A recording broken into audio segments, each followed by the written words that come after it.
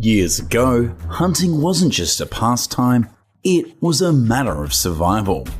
Our journey begins deep in the forests of Africa, where wild boars have long been a prized catch.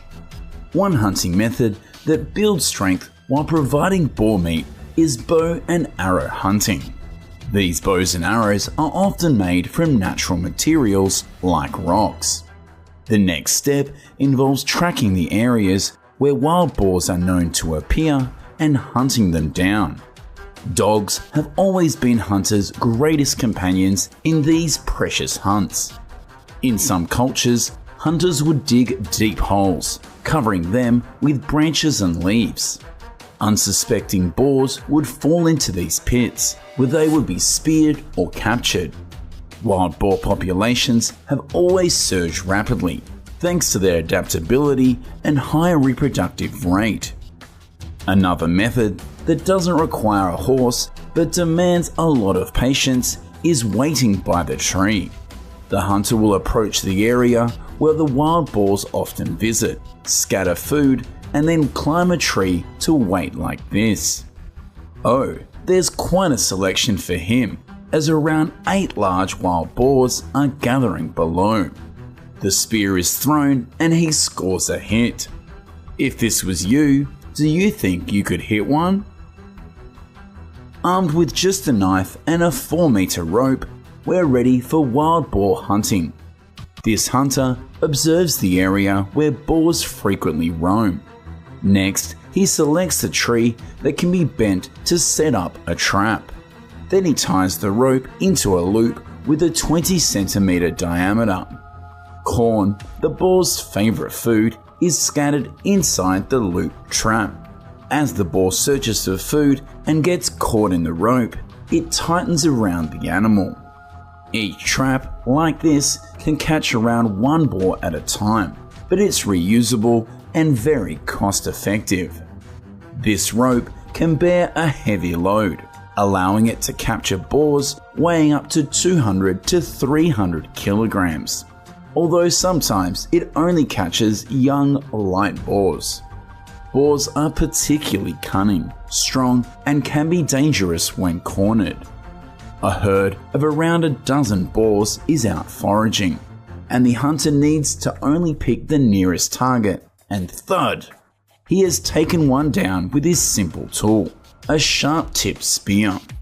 With this method, the hunter can choose which boar to hunt, but of course he needs a horse to keep up with them because wild boars can reach speeds of up to 50 kilometers an hour.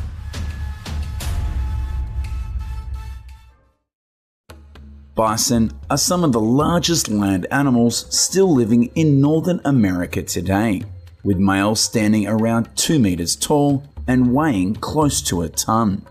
These massive creatures were central to the lives of many Native American tribes, providing not only food but materials for clothing, shelter, and tools. Though not the hardest animals to hunt, bison are certainly amongst the toughest to bring down, as they can withstand multiple shots from high-powered rifles and remain standing for up to 30 minutes.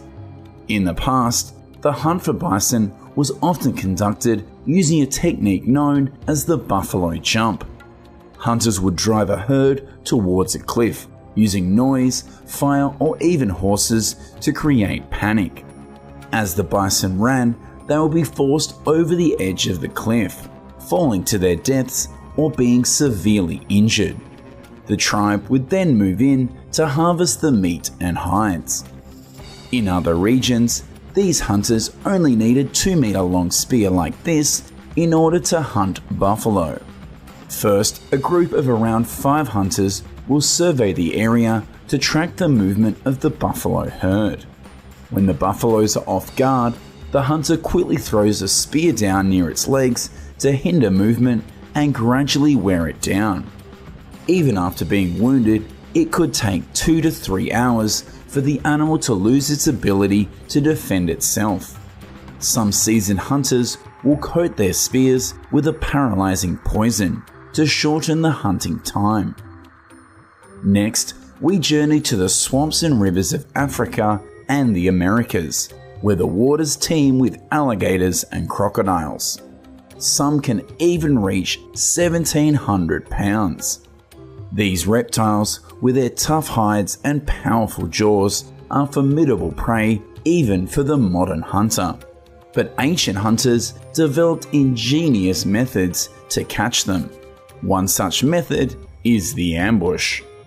Hunters would carefully study the habits of these reptiles, learning when and where they like to bask in the sun or swim in the shallow waters.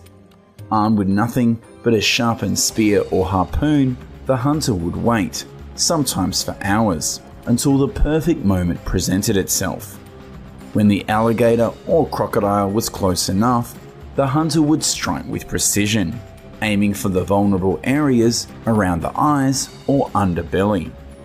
Hunters would construct a huge baited trap along the banks of the river, hoping to catch the creature by its